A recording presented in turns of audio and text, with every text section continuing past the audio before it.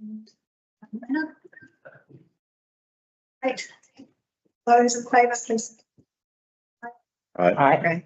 So it was finding it a little bit difficult to follow where we're at. So we want to explain what we're doing now. It's become very complicated.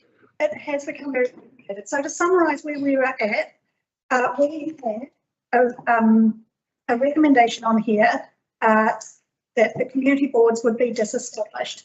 That motion failed. We now need to put a recommendation in that aligns with legislation but goes against our standing orders. So there's a standing orders. We're going to have a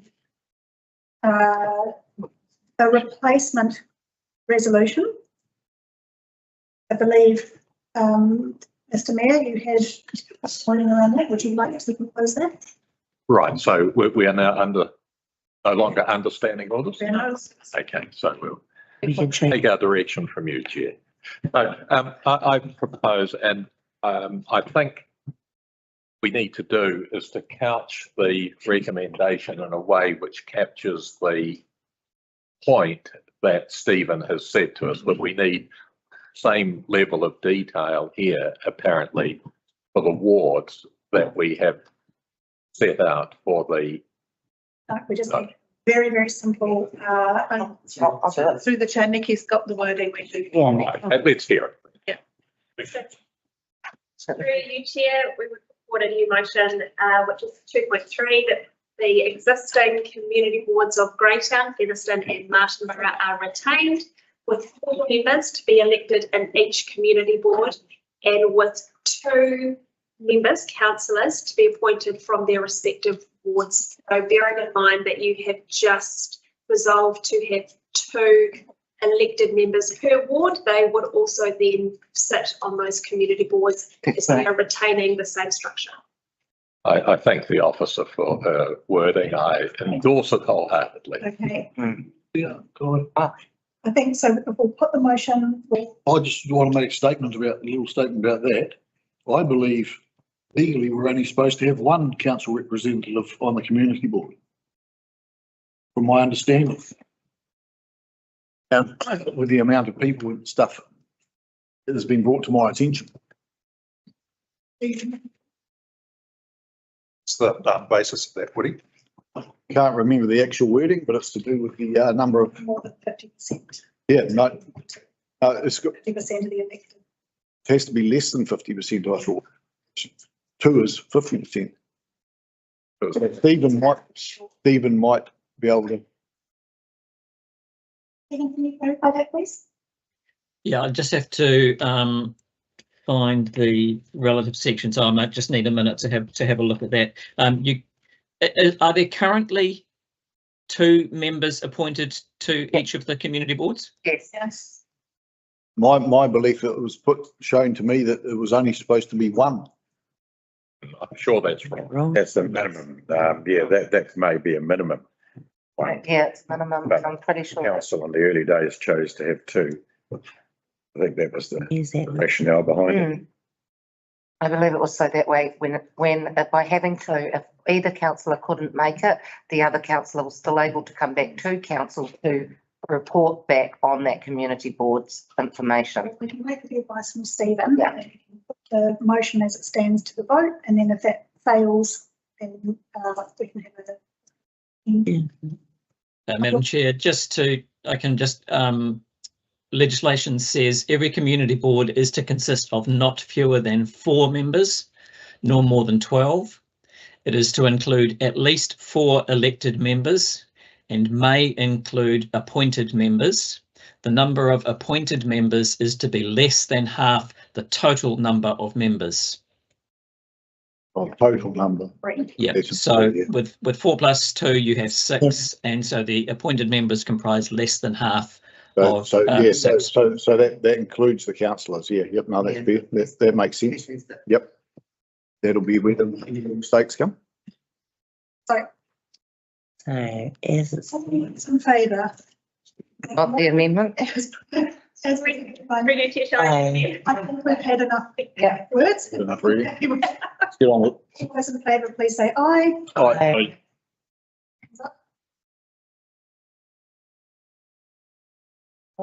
Who's Paul's on it? I. Right. Hand up. Hands up in the air. Like you just don't care. Are we done? It was. I'm delirious. I'm sick. What can I say? Right, okay, and all those against? Councillor Olds. Our motion has carried. Right, okay. Oh, Could I just make a comment though? I think what we've just done, suspending standing orders to get around something, I think is really, really bad practice, Probably is really bad governance practice. faced with at the moment. And in the interest of time, because we've still got a full agenda, we'll carry on. So I'd like to reinstate standing orders. So moved. Over, I'll Second second. it. Then banana You get- comes to mind. Right, okay. Okay, so yeah, not funny. It's always going to be a big day. right, that, yes, all those in favour, standing orders, Yep, I'm happy. anybody against? Right. Okay, and then we have a suggestion for another amendment. Tidy it up a little bit, so. Understand. No, this is a separate one. So that's fine, this is 2.5. The suggested wording is that council is requested to update the SOP to include the above adapted resolution. So that's just to make sure that we can, just because there's a tight deadline that council officers are able to update. Yeah. It's for the chief That's- executive. Sorry, The chief executive, yeah. Yeah, Yeah. and I'd support that. With that. Thanks. So. Again. So 2.5, that the CE is requested to update the SOP or update the consultation document. Statement of proposal. Statement of proposal to include the above adapted resolutions. Oh, that is it, just, to sign it off. It's the. That's so we can get it Effectively. done today. Yeah, yeah, And that's give fine. it a timeline, yeah. Good, so all those in favour? Okay. Right. Against? It's unanimous. Right. So that's.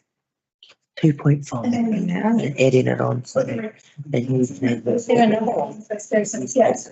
Yeah, that's it. Yep, so still 3.5, yep. Okay. Oh, that's very well. I've lost him. So recommendation 3 is to note that under section 19K2 of the Local Electoral Act 2001, that the proposal includes changes to the basis of election and membership of wards and community boards which applied at the last elections for the reason of providing enhanced representation for shared communities of interest across the district as a whole and to enable alternative means of representation at the local level. All those in favour? What was that here? Where's that on here? Seconder, I'll move that. Can I have a seconder for that? It's a mouthful. Sure. Yep, sure. that was a really long sentence. Does that got to do with the one we just changed? This is just to legally. Note, it's more of a note, isn't it? Yeah, It's just more, Noting. yeah, it doesn't actually have to be note. It's a note. You go, Stephen. Yeah, the wording of that recommendation reflected what the original resolution was in respect of community boards. And so, for example, the proposal now does not include changes to community boards. So you might want to remove the words "and community boards" which applied there. And also the wording at the end, and to enable alternative means of representation at the local level, that was to reflect the original resolution. So that could be deleted as well. So they want to get there. Okay. And so we need to move into the second of that one. Yep, right. Okay. So we'll just read it out. So under section 19K2 of the Local Act 2001, that the proposal includes changes to the basis of election and membership of wards which applied at the last elections for the reasons of providing enhanced representation for shared communities of interest across the district as a whole. I have a mover. Right. The seconder will go. Right. All those in favour, please say aye. Right. Any against? Carried. Okay, number 4. Right. Where are they? These are the ones that are circulated. Nikki has sent. Yeah. This one's. All right, okay. And so, notice will be given of this initial proposal. And we'll move with that. Seconded by Evans. Those in favour, please say aye. Those against? Carried. And the last one, note that the strategy working group will hear submissions received, if any, on this initial proposal. I'll move that. I'll move it if it becomes 5. Yeah, 5, yes. Yeah. Yeah, all those, may not, all those in favour? Aye. Anybody against?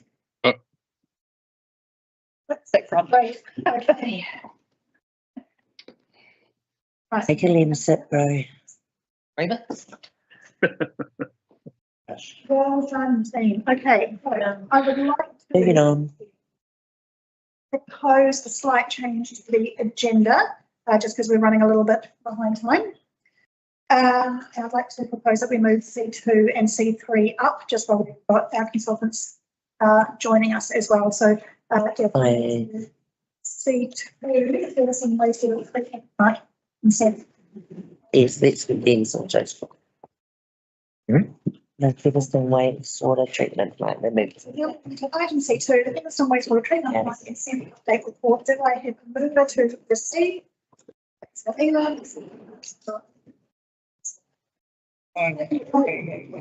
All those in favour, please say aye. Aye. Against, say no. C2. Great. Okay, go. 92. Over to officers to talk to the report. Hi, guys. Morning, kia ora koutou, good morning. We have a new member of staff that I'd just like to introduce you to, Andrew Finch. If I'm sure all of you haven't had the opportunity to meet him yet. He is backfilling Robin's role as Principal Advisor, Three Waters, while Robin takes on the very important mantle of the Program Manager for the Regional Water Entity. We'll work with to decide how we set ourselves up as a region for water services delivery. So, welcome, Andrew. Hi, Andrew. Hi, Andrew. Team. Hi, Andrew. I also want to just note that Linda Fairbrother, the project manager for Featherstone Wastewater Treatment Plant Consent Project, and Charles Barker are both online and available for this conversation. Now, the paper is an update paper. It doesn't require a decision from you today. And it outlines where we've got to on this. This is very good news in a almost decade-long process to try and find a solution for the people of Featherstone wastewater treatment disposal. We've got to the point where the consent is being submitted. We're awaiting on final notification to be reported back from the regulator. We've negotiated, we've been able to negotiate with them a suitable timing for the notification so that we can align our consultation with that process. We think that will be in early October, which is good. It gives us a couple of months to prepare our collateral and get our communications plan organised.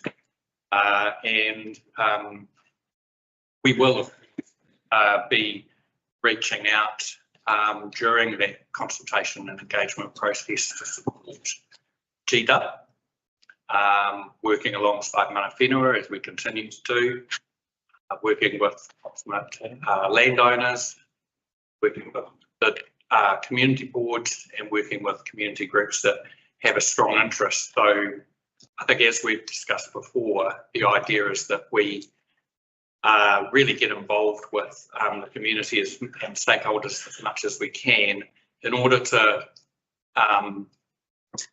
make sure the hearings are as positive and collaborative as possible. So, you know, that's our intent. I don't think I really need to speak much more to this paper. I'll take it as read and we'll open for questions and comment. Thank you. Councillor Aldous, go to you first and then Councillor Maynard. May go first then. Be fine. Thank you very much, Ian. Thanks, Stefan and Robin, for bringing this paper to us. This has been a long, drawn-out process dating back to close to my time on council, where we've been trying to resolve issues within Featherston, in particular with wastewater treatment. There's a couple of things that I'd really would like to get some clarity around. One is obviously there's no mention about the 2017 consent that was lodged with GW and withdrawn by the council back in 2019. And obviously there were some reasons for that, and I'm not going to dwell on that. However, during that consent process from 2017, there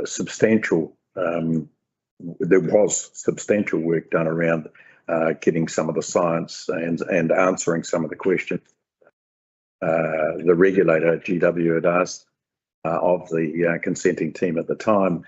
Now, I have to say there were hundreds of thousands of dollars spent prior to the withdrawal of that application on getting the science and the research to support that consent process on the way through. And some of those things were such things as spray drift, such things as saturation levels, such things as wind speeds, etc. for pivot irrigation. All that information was paid for. Sorry, was invested in by this council. For instance, even with up to the time that the consent was withdrawn by the previous council, that knowledge and that science was there. I don't see a lot of that being applied with anything into the new process that you've got here, because you're talking more about subsoil and surface and subsurface irrigation. And I guess my question to you is that personally, I'm not a lover of subsoil and subsurface because it doesn't allow for things like evaporation of spray when it goes onto the ground. It really is enclosed in the moisture below, and also the cost, not only the cost of the installation of the equipment, I would imagine exceed pivot irrigation type systems, but also the opportunity to harvest a crop from that particular area would be restricted by subsurface irrigation methods. And perhaps I need to fully understand how we could move forward in this area. I love the idea of creating the wetlands. I think that's a really essential part. I'm very keen about the cultural assessment, given recent treaty settlements. How Māori feel about water still flowing into treated waste. No, we don't like it. So still flowing into the Wairarapa and Moana. So these are questions, I guess, to give me some assurity that we're not going to continue to invest millions and millions of dollars in this area, only to have it overturned or to be tucked away. So I need that assurance. I'm sorry. So Stefan or Robin, there's a raft of things there, I know. Like it all. A lot in that statement from you, Councillor, and I heard several different questions, which are quite technical. And I'll do my best to answer and then hand over to Linda and Robin as soon as they get into trouble, which will probably be fairly soon. The 2017 consent was the subject of very aggressive criticism from submissive. We had over 100 people object to the way that consent was constructed. They were very critical of these pivot irrigation because that site, as you know, is very windy. Featherston is very windy, and the drift onto nearby properties and onto Featherston itself is a real issue. So that was a lesson for the project team who have now moved towards a different type of irrigation method, the subsurface method that you don't like, Councillor. But I mean, you know, pivot irrigation wasn't an option. We can explain to the team more about how subsurface irrigation works if that's useful, but that was a lesson that we took from that original consent. The original consent also, there was no additional treatment of the water that was then put onto the land. And that was a big issue because at that time, Mana Whenua were voicing concerns, and those concerns have actually got stronger about how we treat the water before it's disposed of. The MPS was shifting, the regulatory environment was shifting, it was more strict. I want to reassure that all of those lessons, all of those things that led us to withdraw that consent have been taken notice of and used in the construction of this new consent. So, for example, we have a new piece of technology, the DAF, dissolved air flotation, which has been reported to you. That is a really successful piece of technology that was trialled and successfully used to improve the treatment before it goes onto the land. We have used wetlands in consultation with Mana Whenua that we think will meet needs there. We are also talking to Mana Whenua about the type of plants that are used on the land where the disposal occurs. So lots of things that were really important at that time have been brought forward into this work. And so just to clarify, the wetlands that you're talking about, that's an artificial wetland that will be created as part of the treatment. Yeah, that's right. Existing wetlands. Not Donald Creek. Yeah, that's correct. So all of that, the feedback that we got from the regulator, which was that consent was likely to fail. The feedback we were getting from Mana Whenua, the feedback from the community who didn't want fresh water sprayed all over their district, the changing regulatory environment, all of that is being brought into the project team and is this is the product of that conversation. There's evolution here. So I know it was expensive. I know it's taken time, too much time, but that was money well spent, Councillor, to answer your question. Can I please open up to my team to just fill in anything that I've said, or if I've said anything incorrect, to make sure that we've got the right information here? Yeah, I just want to add something. One of the very first steps that the team did when we started on this new consent process is that they did engage with the community. So there were a number of meetings that were held in Featherston in the halls. They targeted people coming home from work and on the train and things like that. And they listened to the feedback from those people in terms of what was important to them before we went forward and did a lot of this design work. So they did link the two through those engagements directly with the community in 22-23. And then the other thing I would add is that the irrigation that we're proposing in this consent application is a trial. It's 3.5 hectares to start, see how it works, and then we will go forward from there. So, but just in terms of cultivating any crop that we grow from there with subsurface irrigation, how does that work? I'm not quite sure. I don't think it does work. I don't think you can produce baleage from land that is the subject of subsurface irrigation. So we'd lose a little bit of revenue there. Can we possibly just hear from Linda if she does want to add anything in on this?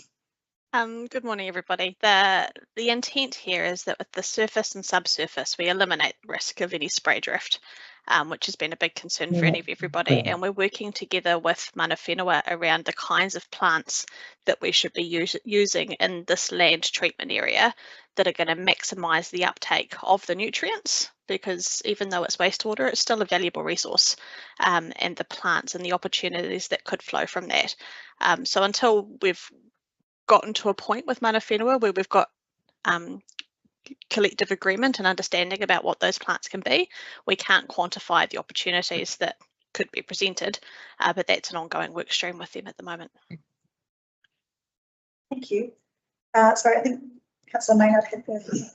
So my question was just like just about the subsurface, and I guess so. Are you looking at that just in that orange space for the subsurface? It's just in the, I believe it's just in the Hotter Farm area starting. Doesn't say subsurface anywhere in any of these bits. And I got a bit. It's in the text, councillor, sorry. Yeah, I saw it in the text. I saw it in the text. So when I looked at the graph, I just couldn't find where that would be happening. It's 3.5 hectares to begin with, as Yeah. has been pointed out in the trial. And then if the trial progresses and is successful, and we hope it will be, it goes to 7 hectares. And so this sort of connects to the reason why we've got a 10-year consent here, that we haven't gone for a 35-year consent. This is a consent that gets us through the next decade and allows us to learn a great deal about what a permanent long-term consented solution would look like. And that's why a lot of these features are being trialled, like the DAF and like the irrigation, subsurface irrigation. So the reason I ask is because I have concern similar to councillor, well, very similar, with regards to leaching. And I see here, and I know that it shows just one side of Donald's Creek, which is the other side having planting, and not the side that actually is that orange. Here it is. That says that's where the trial land treatment area is. And I just want to ensure, because that for me is a real concern at the surface and subsurface. Where is the planting? Was this just a mistake? Like it was meant to actually be on the other side, or of the, so because it's up, the river is flowing down to the Moana, which was always one of the main concerns, was the fact that our poor Moana was dying.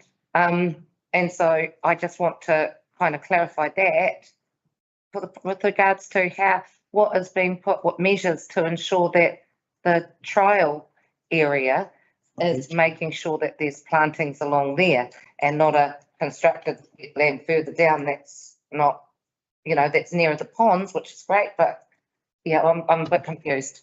Yep. About the trial. Let's go to Linda for an answer there, please, Chair. Yeah, so the one of the things that we're proposing to do is riparian planting along Donald's Creek on both sides of the creek. It's difficult sometimes to put these things into a graphic where we're trying to keep it quite simple. So the riparian planting will be along both sides of the stream, and the orange area is like an indication of where that first trial will be, and so that will be with plants, shrubs, trees, grasses. I'm not, like I say, that's got to be agreed with. Any letting of water, like of the treatment prior.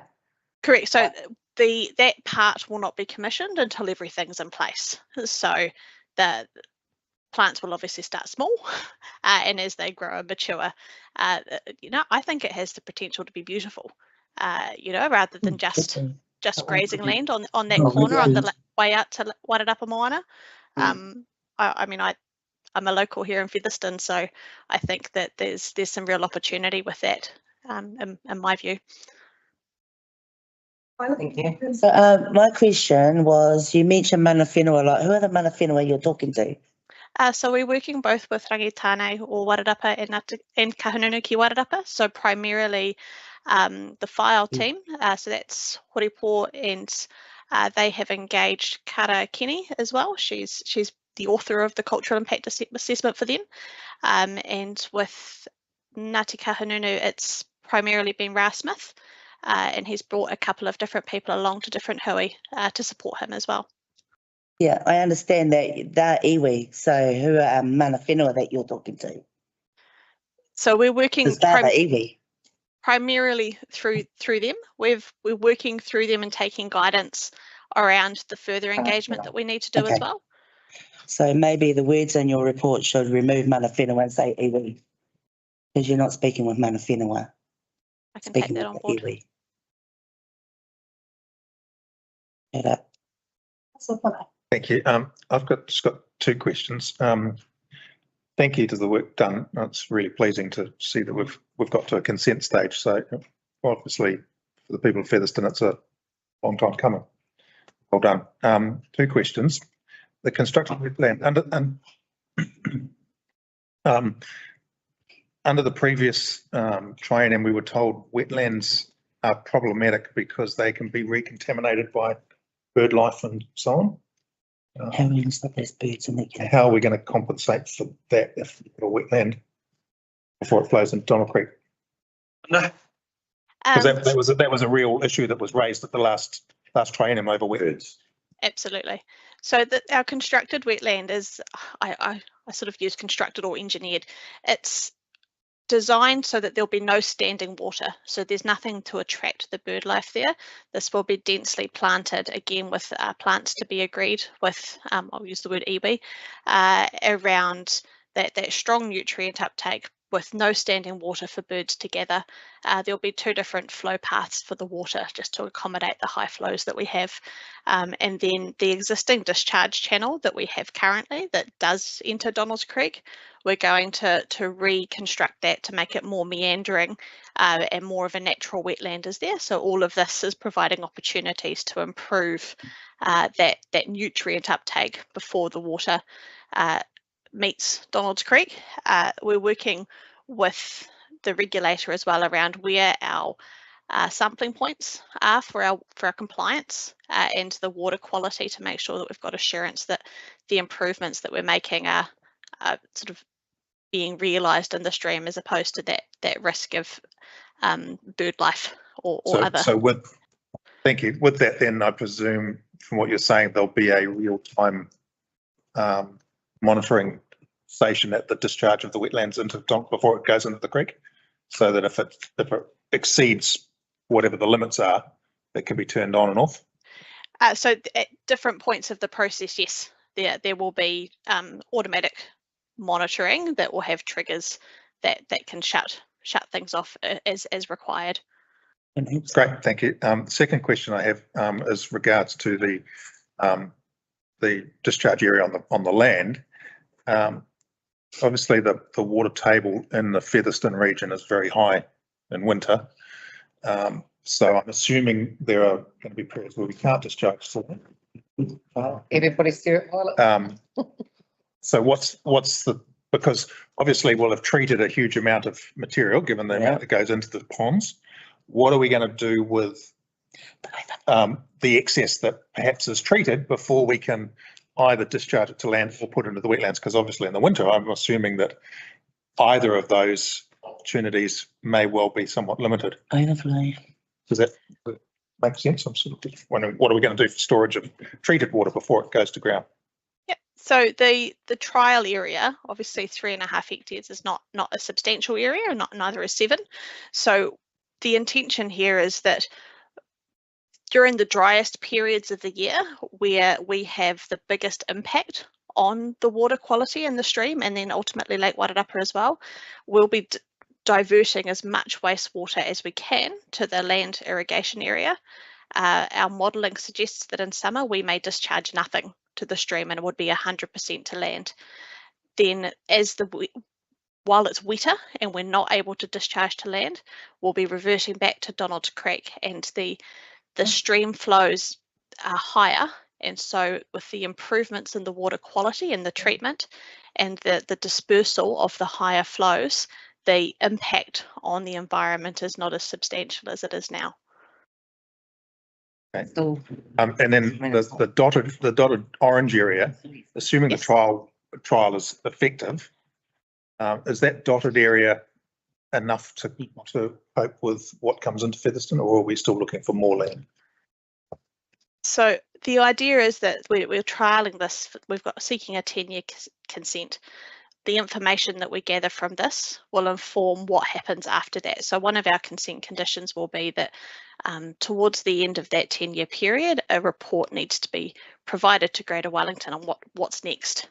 If the trials are successful, there is more land on Hodder Farm that this can be extended to.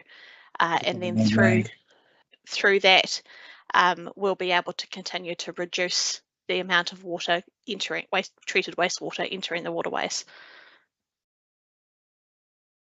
Chair, I must apologise. I think this probably could have been the subject of a workshop before we brought the paper, because there's obviously quite a lot of interest here on a technical level on what the consultation is going to consist of. And I think we've got a couple of months. This isn't a decision paper. That I am very open, and I'm sure the project team is open to having some webinars, some further conversations with the team here, answering email questions. We certainly want to make sure that everybody gets all their questions answered before we go anywhere near our public and our community with answers. So I don't want to keep this conversation short, but I know that we're time poor. But that offer is open. I support that. And then just on that, I'd like to run back to what Violet was saying, the difference between iwi engagement and money. It's quite an important distinction. Especially about anything in the water space. So if that's well heard, Chair. We'll talk about iwi Māori, and we won't mischaracterise things and talk about mana whenua. Thank you. Yeah. Unless we actually are engaged. Unless we are talking to mana whenua. Which I would strongly encourage as part of the board process. Yeah. We're going to go for a very, very quick single question from Aidan, who's had his hand up for a very, very long time, and then we're all going to go and have sandwiches. Go very quick. Yeah, hurry up. Thanks, Chair. Hopefully, Stefan or Linda or Robin can answer this question, but I'm just referring back to back when we had our EAP submissions. We had one member of the public come and speak to us and ask questions about the Featherston wastewater treatment plant consent process. And the question that was raised was council and Wellington Water or council going to use a collaborative meeting approach for the consent process with Featherston. Now, I understand that in 2016, the Carden District Council had applied for a resource consent for their wastewater treatment plants, and they used the collaborative meeting approach, which Greater Wellington had noted, which was very successful. And the reason being was because all the submitters who had submitted to council about that resource consent application were involved in the consultation process, and then those submitters withdrew their submissions. And as a result of that, there was no need for commissioners to be involved in the consent process. There was no need for any formal hearings. And as a result of that, Carden District Council received a 35-year consent for their wastewater treatment plant. So I know there was comment before, Stefan and Robin, about the amounts of engagement or pre-engagement that has already occurred over 2022 and 2023. But is it possible for Council and Wellington Water to look at using that collaborative meeting approach to try and streamline the process and save money on commissioners and formal hearings? So, I mean, first of all, I don't want to thank you, Councillor, for your question. I don't want to talk in binaries here because that's a bit dangerous. There's, we believe that the process that we've outlined for public consultation and supporting the notification process is collaborative. And that's certainly our intent. So you will have a period of engagement. This is where you as councillors will be really important out in the community, doing the drop-ins, having the conversations with the with iwi Māori and mana whenua, and also our proximate landowners, etc. Then there's the opportunity to put submissions in by submitters based on what they've learned and what they feel. Then after the submissions close, my understanding is that there's another period of engagement possible as long as GW share the submissions with us, which they would normally do, and then we get to hearings. Now, the whole intent there is to make sure that we've answered questions as thoroughly and provided as much information as we can to submitters, both to support them in their submission and then also to answer questions and head them off, I guess, before we get to the hearing. So, you know, to me, from what I'm hearing from the team, that's a collaborative process. Linda or Robin could speak about the viability of another process, as the councillor has asked, but I don't want you to think that what we're suggesting here isn't collaborative, because it is. Linda. I share your view, Stefan. I think that we're working really hard with everybody to make sure that we understand the different perspectives of the different stakeholders for this consent and the project. Getting to a point where a hearing is not required would be outstanding. I think that our application and our proposal is constrained. You know, there's plenty of things that I think we'd all like to do, but there's not the funding available to do that. And so I think it's unlikely that we would not have submissions against the proposal, but we're hoping that through the processes we've been running and the collaborative way we've been working with the regional council and with our different stakeholders, that the concerns that come through are manageable. But I think the proof will be in the pudding of this consultation process and the submissions that we receive. And until we get that information, it's really difficult to quantify how that might go. Thank you. So quick. Is it possible that when we do have a workshop, is it possible to perhaps invite the Māori Standing Committee? I know they probably won't all be able to come, but anyone that can. I just think it would be really good because they're involved with the marae, and that just means that we'll be able to cover that part. Because I think that any feedback that our groups can give, you know, you're wanting us to be able to help engage with the community, and I think this workshop's going to be really important because there's heaps I don't understand. So yeah. Sorry, just to be clear, Chair, I was apologising for not having a workshop prior to this meeting. I'm not suggesting a workshop later, but however, just taking account of the councillors' comments, the next step is for us to give you full visibility of the material that we're all going to be using with our public and with our stakeholder groups. And so it's going to be really important that you see all of that collateral, that you understand it, you vet it.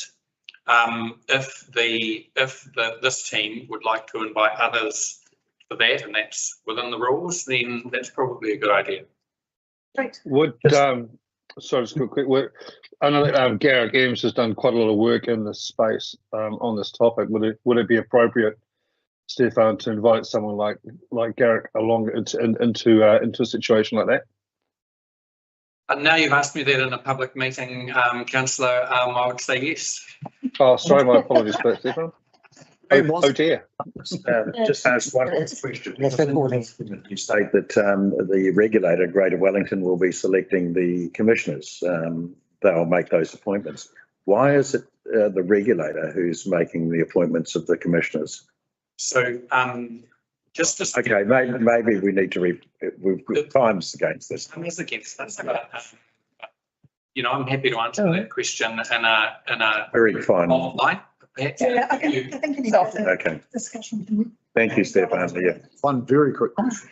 One thing that does concern me is this word trial and everything. We're spending a lot of money, a lot of money's already been spent. And we still have to trial things to make sure they're going to work. Again, what happens if they don't work? Not a quick question. That's a really long question, and I would. I think we need to have a workshop. And one open email for further discussion. But I do think we need to take a break. Suggest that we adjourn for lunch and come back to the rest. Need to pass resolution. Thank you, Stefan. And Robin. Just the resolution. Oh, Yeah, okay, so we go ahead, we'll move it to receive and vote. yep, happy to do that. Application, great. I, Yeah, 11 favour. Aye. No. Yeah, boss. Aye. Pass. That was a nice. Happy to. We're gonna be using the board too. Oh my God. Oh, 30 minute. 30 minutes. Robin's going to ding bell. Oh. So Bex, what time are we back? At 2.